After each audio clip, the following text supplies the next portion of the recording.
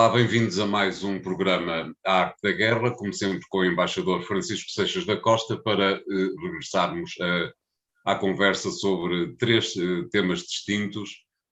E desta vez vamos começar pelo fim da carreira política, digo eu, de Andrew Cuomo, governador de Nova Iorque, que, tendo sido acusado de predação sexual, parece ter colocado um fim na sua carreira política, sendo certo que há uns meses atrás, quando protagonizou a contestação à forma como o ex-presidente Donald Trump estava a gerir a pandemia, tudo indicava que Cuomo seria uma mais-valia para os democratas daqui por 3 anos, eventualmente, se ele quisesse ter uma palavra a dizer nas presidenciais dessa altura. Como é que observa tudo isto, embaixador?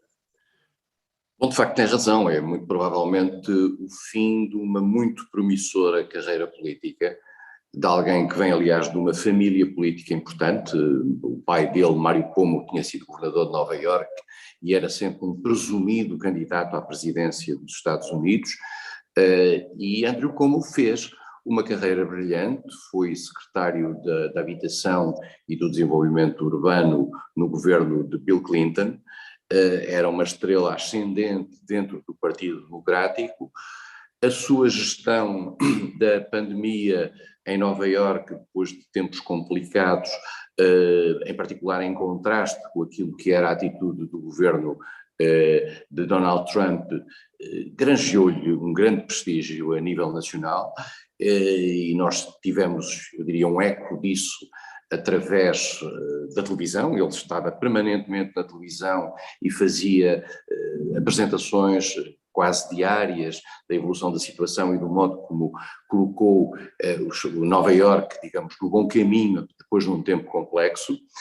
Por outro lado, também tinha um irmão que é uma das figuras estrelas da CNN, Chris Cuomo, o que no fundo criava aqui uma espécie de um bom ambiente no campo democrático. E estas acusações de assédio sexual e de comportamentos incorretos relativamente a 11 mulheres, claramente afastam-no, em primeiro lugar, da corrida, de qualquer corrida futura em termos de lugares de responsabilidade, nomeadamente a nível nacional dos Estados Unidos. E muito provavelmente as próximas horas o dirão, do próprio lugar de governador de Nova Iorque, dado que a pressão é muito grande para que isso aconteça, quer por parte de Joe Biden, quer por parte dos líderes da Câmara dos Representantes e do Senado, da parte democrática, quer pela parte de muitos dos seus colaboradores mais próximos que estão dele a afastar-se. A própria vice-governadora, que presumivelmente assumirá funções, já se distanciou dele, e como entrou num registro, digamos, de desastre.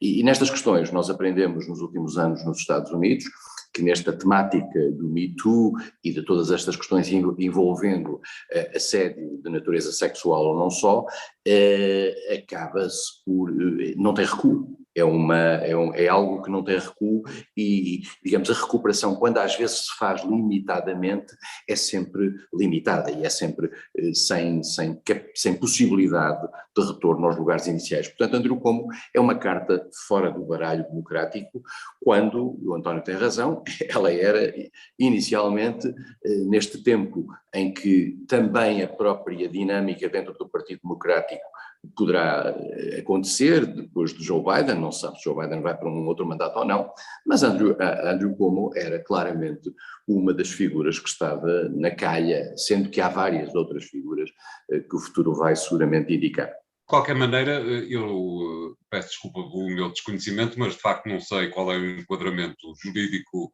norte-americano em termos de presunção de inocência, mas o certo é que neste caso, e mais uma vez, quando são estes crimes que estão em causa, a presunção de inocência é completamente esquecida, nomeadamente, algo que apanhou desprevenido alguns analistas. O próprio Joe Biden nem sequer esperou que Andrew Cuomo se pudesse sequer defender em tribunal, simplesmente riscou da lista dos seus herdeiros em 3 tempos. A presunção de inocência, em termos de figuras públicas, passou a ser substituída pela presunção de culpabilidade. E a presunção de culpabilidade é hoje algo que é impossível de combater no atual momento, porque é uma onda que não tem travagem possível. E esta questão dos crimes sexuais e dos crimes de relacionamento que tocam o relacionamento sexual acaba por ser nos Estados Unidos uma onda fortíssima e que marca a vida. Viu-se isso com várias figuras, em particular ligadas ao mundo das artes e ao mundo do cinema, mas também figuras políticas. É muito interessante ver o que o Cuomo diz em sua defesa nesta questão. E eu tomei aqui nota de uma expressão que ele utilizou, aliás, dirigindo-se àquilo que são as pessoas mais idosas do seu eleitorado, um eleitorado que tinha muitos negros e que tinha muitas pessoas idosas, porque ele aparecia como uma figura muito ativa na proteção dessas pessoas. E como diz isto, que é um argumento, aliás, que é sistematicamente utilizado nesta fase, trata-se de alegações de condutas impróprias que podem ligar-se a diferenças ou mal-entendidos geracionais e culturais. E, portanto, a perspectiva de que um determinado comportamento possa ser lido de forma diferente em função do posicionamento cultural ou etário das pessoas é o seu argumento. E como fez uma coisa curiosa, publicou um vídeo com imagens de líderes e de figuras americanas que no passado fisicamente tinham uma coreografia na aproximação às pessoas idêntica àquela pelas quais ele é hoje condenado. E portanto, como eu disse, essas pessoas, repararem bem, fulano, fulano e fulano, e viu-se vários filmes, com as pessoas a agarrarem mulheres, a colocarem-se, digamos, em posições que hoje são lidas como formas subliminares ou não de assédio. E, portanto, isto levanta, de facto, este problema que é sociologicamente curioso e que é perceber se as pessoas não estarão a reagir de forma diferente em função de perspectivas culturais diferentes e de modos de atuar diferentes. Mas isto também não pode funcionar como um fator de desculpabilização, em particular.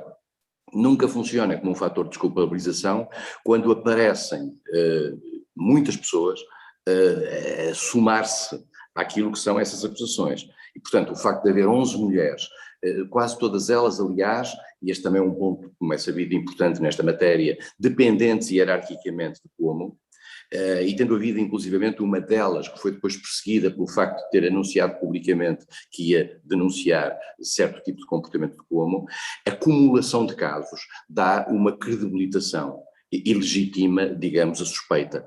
E isso hoje nos Estados Unidos passou a ser a regra e, portanto, a proteção, digamos, da presunção de inocência até trânsito em julgado, qualquer coisa, acabou hoje em dia nos Estados Unidos e não só, aliás. Vamos regressar a questões mais políticas. Não é o Partido Democrata norte-americano tem com certeza uma série de futuros possíveis candidatos a presidente, desde logo a vice-presidente, mas consegue já nesta altura, Sr. Embaixador, estabelecer um grupo de potenciais futuros presidenciáveis entre os democratas? A figura, digamos, mais presumida nesta matéria seria Kamala Harris, como vice-presidente Joe Biden. Claro. Ela está melhor colocada do que ninguém. Se fizer, como se costuma dizer nas provas, um percurso sem faltas nos tempos mais próximos, poderá ser substituída. Não devemos pôr totalmente de parte a possibilidade de Joe Biden poder concorrer a um segundo mandato. A sua idade é sempre um fator importante, naturalmente, e limitativo, mas se as coisas correrem bem e se no plano físico e intelectual eles estiverem em condições, a probabilidade, a possibilidade de ele concorrer a um segundo mandato não está totalmente afastada. Claro. E tudo depende também do resultado. Agora, dito isto, há dentro do Partido Democrático, normalmente acontece isto com governadores de vários estados que acabam por ter uma certa relevância e que surgem como candidatos potenciais à substituição, mas neste caso, tratando-se de um presidente em exercício, o surgimento de possíveis candidatos é ainda mais tardio dentro do Partido Democrático, porque obviamente o surgirem significaria pôr em causa a liderança. Se e quando Biden decidir abrir a corrida, isto é dizer o nome candidato, aí sim vamos ter um espaço para mobilização, e aí, sejamos claros, Kamala Harris está na primeira linha, mas há outros setores. Elizabeth Warren não está fora de causa, não sei se Bernie Sanders, que também tem o mesmo fator de idade de Joe Biden, seria tentado a regressar às leads, mas seguramente iriam aparecer candidatos. Agora, vamos ver se Joe Biden consegue segurar-se, e em particular vamos ver se o desafio feito por Donald Trump, porque pela primeira vez a oposição dos Estados Unidos tem uma espécie de líder permanente. Normalmente as oposições não têm um líder permanente nos Estados Unidos, os líderes só surgem praticamente em cima do período eleitoral, mas Trump conseguiu projetar-se como um líder potencial do Partido Republicano, e também ele, e mesmo aí com a fator idade também a aplicar-se-lhe, está aí para as curvas, veremos por quanto tempo, ou se quer então criar uma espécie de trumpismo sem Trump. Mas vai ser um debate interessante e essencialmente vai funcionar com base naquilo que forem os resultados das eleições primárias para o próximo ano, em que é renovado toda a Câmara de Representantes e 1/3 do Senado, e aí se verá se estes 2 anos de Joe Biden, estes primeiros 2 anos de Joe Biden, são ou não propulsores dos democratas, ou se, no fundo, as pessoas começam a perceber que os democratas estão a perder força e que os republicanos estão aí no fundo da linha. As intercalares de 2022, não é? Exatamente. Vamos fazer então aqui um pequeno intervalo, voltamos já de seguida com um novo tema. Até já. Bem-vindos à segunda parte da Arte da Guerra, desta vez para falarmos com o embaixador Seixas da Costa sobre a Bielorrússia, tendo isto a ver com o enquadramento da fuga, digamos, de uma das suas atletas presentes em Tóquio, esses olímpicos um pouco atípicos e atópicos, e que é mais uma vez, parece-me, a prova de que o regime da Bielorrússia está em toda a linha a fazer, basicamente, perseguir os seus, quem não é seu apoiante. Aconteceu também aquele caso de um dissidente que aparentemente terá sido morto na Ucrânia, e a Bielorrússia, o regime bielorrusso aparenta grande pujança e gosto em continuar como está há décadas a esta parte. Nós verificamos que a sobrevivência de Lukashenko é um fator regular, não obstante toda a pressão internacional que sobre ele se faz. Nós sabemos que há, digamos, uma espécie de tutela protetora por parte da Rússia, mas Lukashenko revela aquilo que agora na moda da comunicação social portuguesa se diz resiliência, e agora também no nome dos programas para europeus, demonstra uma certa persistência e capacidade de resistência relativamente no poder. Este facto que aconteceu, eu diria que foi um pouco especulado, se nós olharmos bem para a questão. Esta senhora que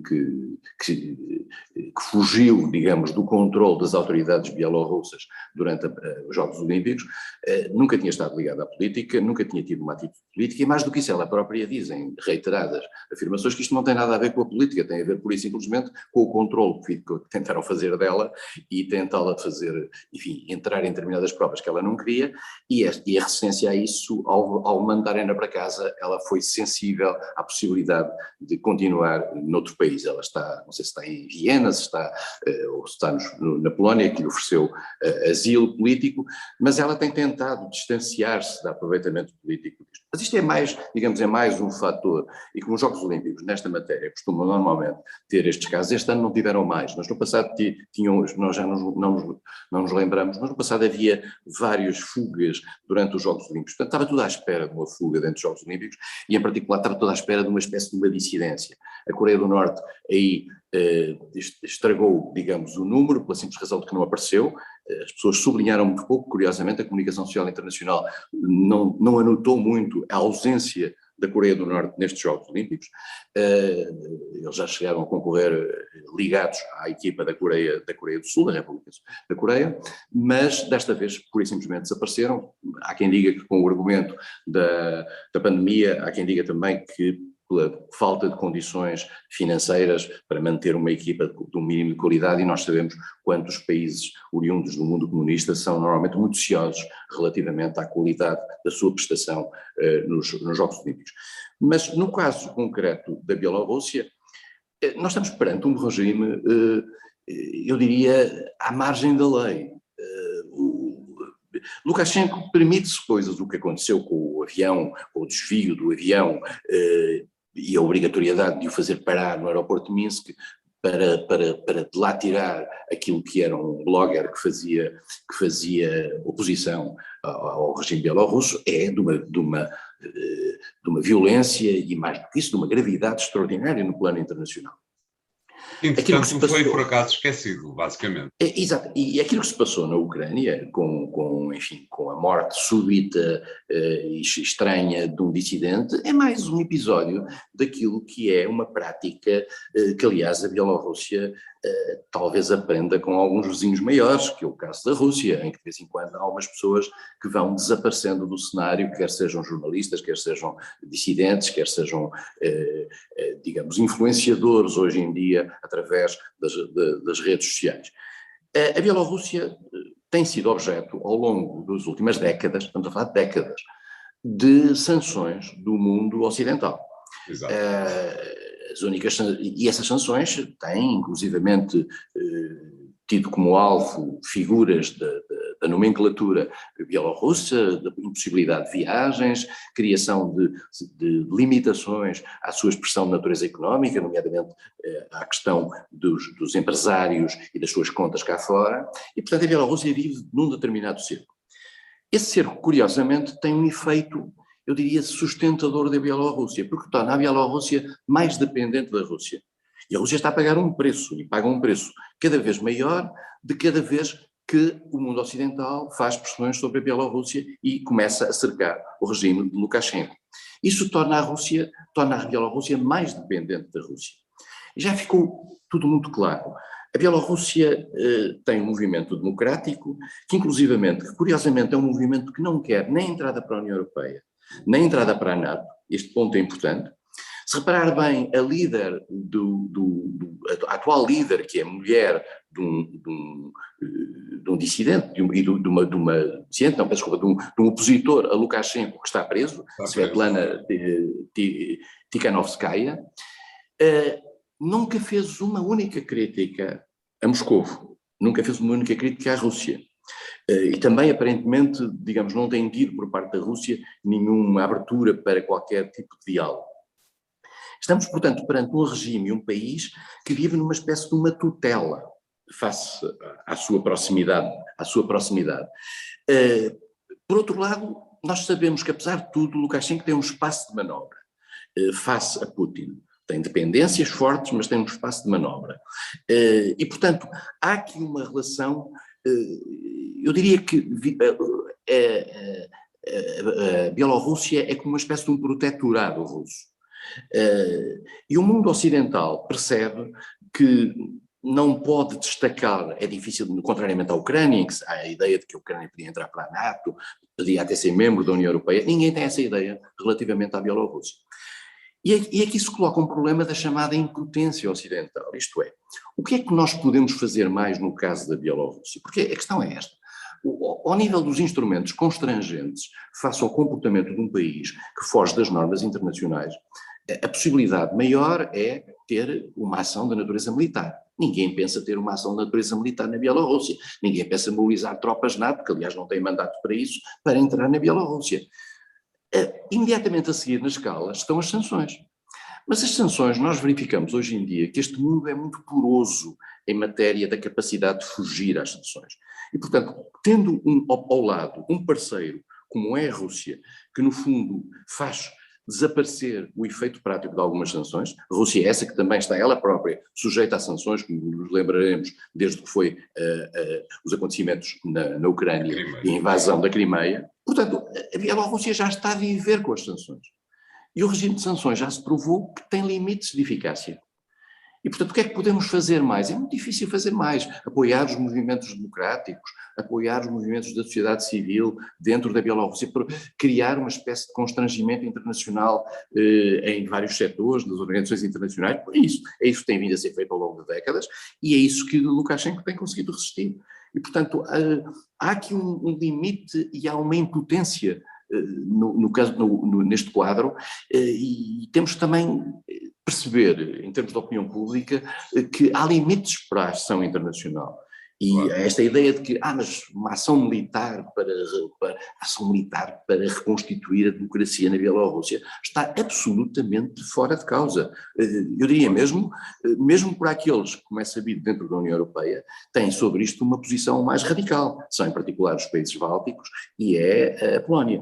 Claro. Mas nem esses estão disponíveis para isso, estão disponíveis para aumentar, digamos, o arsenal de sanções, até porque a Bielorrússia, contrariamente à Rússia, não é um Estado que, sob o ponto de vista de mercado, possa funcionar como um elemento de travão a quaisquer sanções. Não, é um mercado pequeno, a Bielorrússia julgo que tem uma população idêntica à nossa e não é um mercado muito interessante, podendo pontualmente sê-lo aqui ou ali.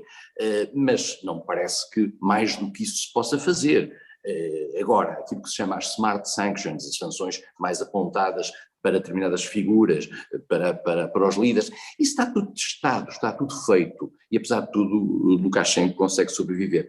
Há coisas na política internacional que às vezes temos que perceber que temos que viver com elas. E temos que saber adaptar-nos a isso. Lukashenko é uma delas, se calhar o regime da Coreia é outro. Temos que perceber que há coisas que, não sendo possíveis de mudar, temos que encontrar maneira de viver com elas durante mais algum tempo, infelizmente, para a vida das pessoas que lá estão. Parece-lhe que do lado da ONU também foi tudo feito para cercar o regime bielorrusso? Na ONU, tudo o que se possa fazer com efeitos constrangentes é sempre feito no Conselho de Segurança. Sim, travado pela Rússia, como é evidente. E necessita no Conselho de Segurança, pelo menos, da abstenção de um dos 5 membros permanentes. Ora bem, a Rússia, no caso da Bielorrússia, fará seguramente uma barreira a isso. Estou convencido que a China, hoje em dia, tendendo àquilo que é a evolução do seu regime, estaria em consonância com a Rússia, no sentido de travar qualquer ação da natureza multilateral, digamos, com forças armadas, por trás de uma ação das Nações Unidas. Portanto, eu acho que pelas Nações Unidas o caminho está fechado. Vamos fazer aqui o segundo intervalo, voltamos já de seguida com o último tema de hoje. Até lá. Bem-vindos à terceira parte de A Arte da Guerra, desta vez para regressarmos ao cenário do Afeganistão, onde as forças talibãs estão cada vez mais próximas, aparentemente, de uma vitória militar sobre o governo, mas também surgiu durante esta semana passada um elemento novo, a possibilidade de os talibãs estarem interessados em alargarem a sua influência para fora das fronteiras do Afeganistão, o que transforma o já de si tremendo problema do Afeganistão numa bola de neve que pode ser difícil de controlar. Como é que vê a evolução do que está a passar-se no terreno, Sr. Embaixador? Há uma frase do secretário de Defesa americano nas últimas horas, muito curiosa. Ele diz: eu já vi este filme. E este filme é o mesmo filme que teve lugar no Iraque, com a saída precipitada dos Estados Unidos e com a criação de condições para a formação do Estado Islâmico, do ISIS. É um filme que se repete quando os Estados Unidos, perante uma pressão interna muito grande, e essa pressão já vem de há algum tempo, decidem afastar-se das reuniões, das áreas onde fizeram um grande investimento de natureza político-militar. Eu volto a dizer que nós estamos sempre divididos no mundo perante as ações dos Estados Unidos, criticamos os Estados Unidos quando entram, criticamos os Estados Unidos quando saem. Mas a verdade é que a saída é algo que tem um sentido de responsabilidade grande. Os Estados Unidos foram há 20 anos para o Afeganistão e levaram com eles 40 países, convém dizer, houve 40 países envolvidos por solidariedade e interesse naturalmente geopolítico e geoestratégico, na ação contra o terrorismo que essa invasão, que essa entrada no Afeganistão representou, e convém dizê-lo, é uma entrada com legitimidade internacional, com legitimidade reconhecida pelas Nações Unidas e reconhecida pela comunidade internacional.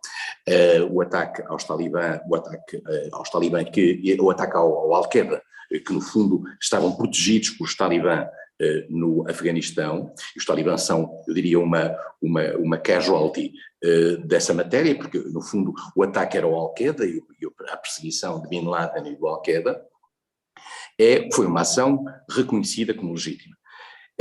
Esta ação criou uma nova realidade dentro do Afeganistão.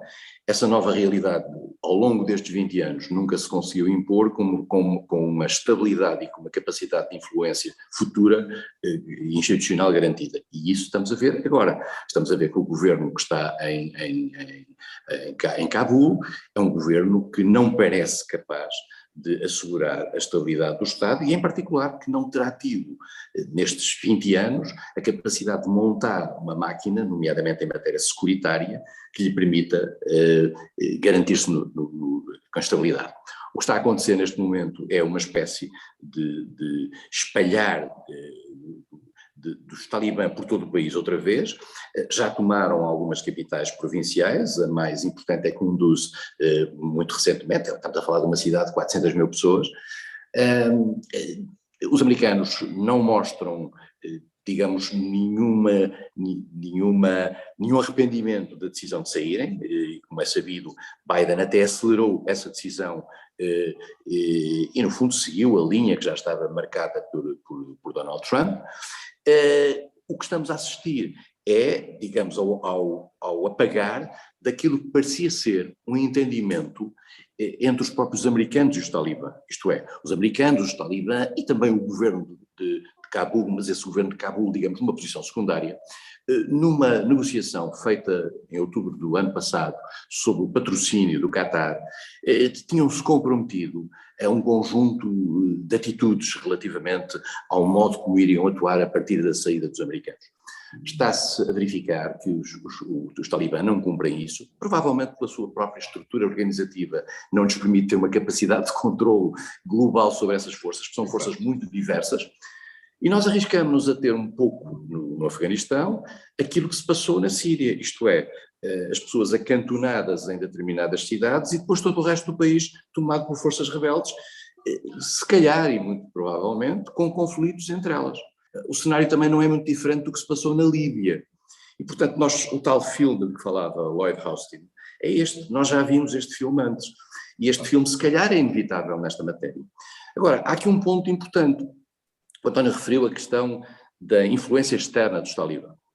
Os talibã, eu tenho algumas dúvidas que eles sejam capazes, nesta fase que estão a reconstituir o poder interno no Afeganistão, de ter pretensões exteriores. O que têm manifestamente é uma grande influência, por exemplo, naquilo que se vai passar no Paquistão. O Paquistão foi quem, no fundo, os recebeu. Exato. E o Paquistão fez uma espécie de jogo duplo com os Estados Unidos. O Paquistão, como é sabido, é apoiado pelos Estados Unidos. O Paquistão, convém lembrar, é um poder nuclear. Tem uma força militar grande, tem uma estrutura militar grande. Essa estrutura militar, mais do que a estrutura política, parece muito imbricada com os talibã e tem o objetivo ao contrário, isto é, de ser uma espécie de tutela futura para uma espécie de grande Paquistão. A noção de que poderiam ter um papel de tutela sobre o Afeganistão é grande. Isto porquê? Porque o Afeganistão tem uma boa relação com a Índia, e como é sabido, a Índia é o principal inimigo do Paquistão. A Índia tem uma boa relação quer com os talibã, curiosamente, quer com o governo de Cabul.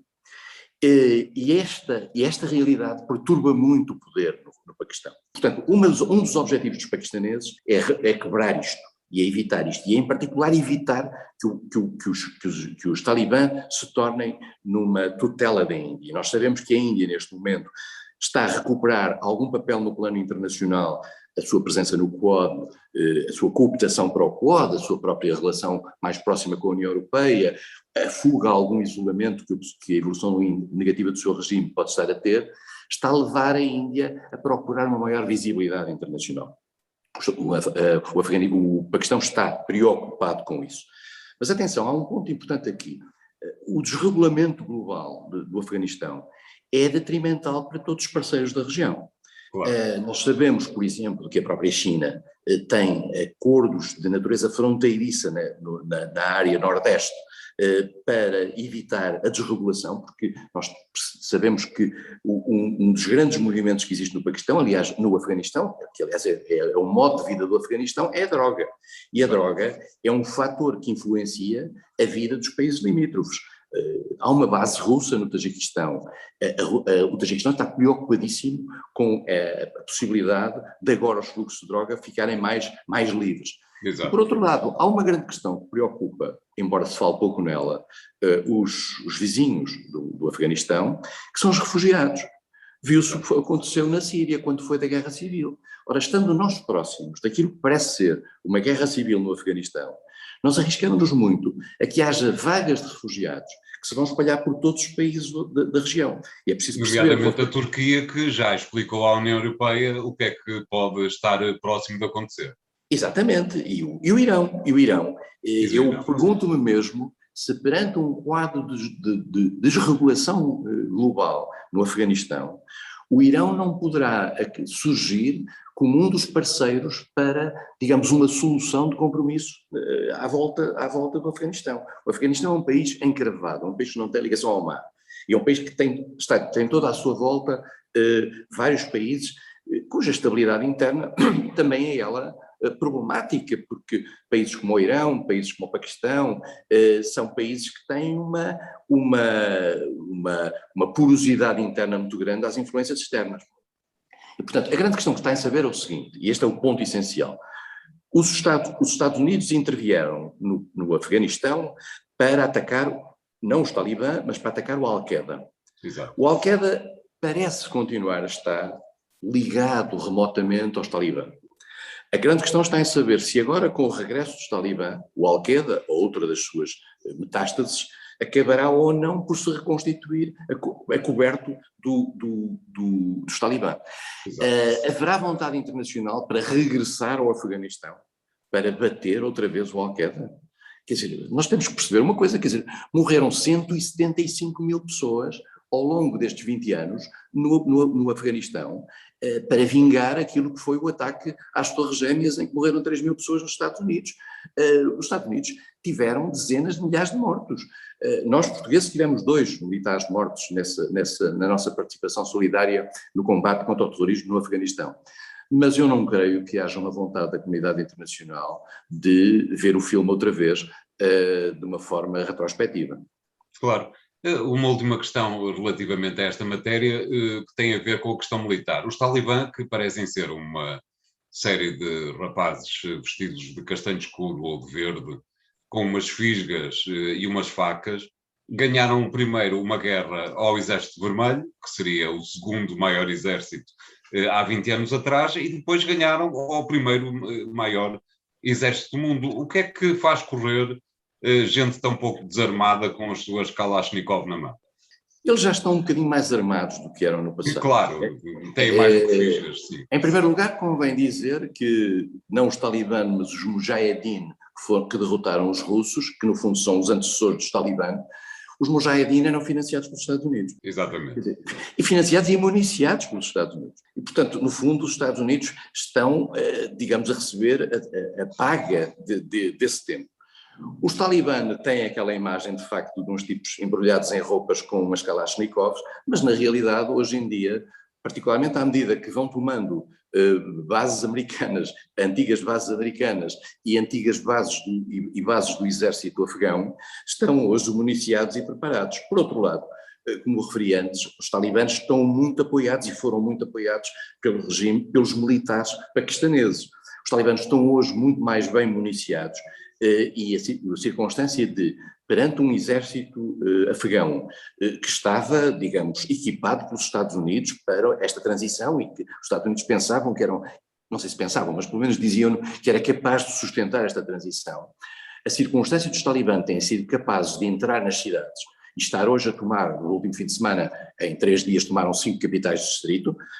Há quem diga que os Estados Unidos só reagiriam à la limite se eles entrassem em Cabul, onde estão 6 mil soldados, onde a embaixada tem 6 mil pessoas, ou em Kandahar, no sul, onde, apesar de tudo, é uma cidade, era a segunda cidade afegã, mas eles estão calmamente e praticamente sem nenhuma reação internacional a tomar as várias cidades. Os Estados Unidos não têm tropas, têm 650 militares hoje no Afeganistão, fazem os ataques a partir do Qatar e dos Emirados, creio eu, e de um porta-aviões que tem no Golfo. E, portanto, e drones, e o uso intensivo de drones. E, portanto, os Estados Unidos não estão dispostos a mais do que isso. Aquilo que se chama os boots on the ground, as botas no solo, não estão no cenário americano, e mais do que isso, seriam contraditórias com esta ação de Biden. Os talibãs têm hoje uma força militar e uma estrutura militar que nós só vamos conhecer com o tempo. Eu acho que agora o mundo está a começar a perceber o que é que eles ganharam ao longo destes anos, e em particular aquilo que eles vão tomar das forças afegãs. Eu não acredito que haja uma espécie de um colapso imediato do poder no Afeganistão. O que pode acontecer é um cenário tipo Síria, em que há um acantonamento nas cidades, uma desaparição das pessoas que estão nos cenários mais rurais, e esse acantonamento nas cidades acabará por ser o futuro daquilo que dizia há dias um antigo dirigente da CIA, pode ser uma espécie de empate. E este empate, nós sabemos que em termos de guerra, os empates são sempre uma tragédia. Muito bem, muito obrigado, embaixador Seixas da Costa. Ficamos hoje por aqui no programa. Para a semana cá estaremos para debatermos 3 novos temas. Até lá, obrigado.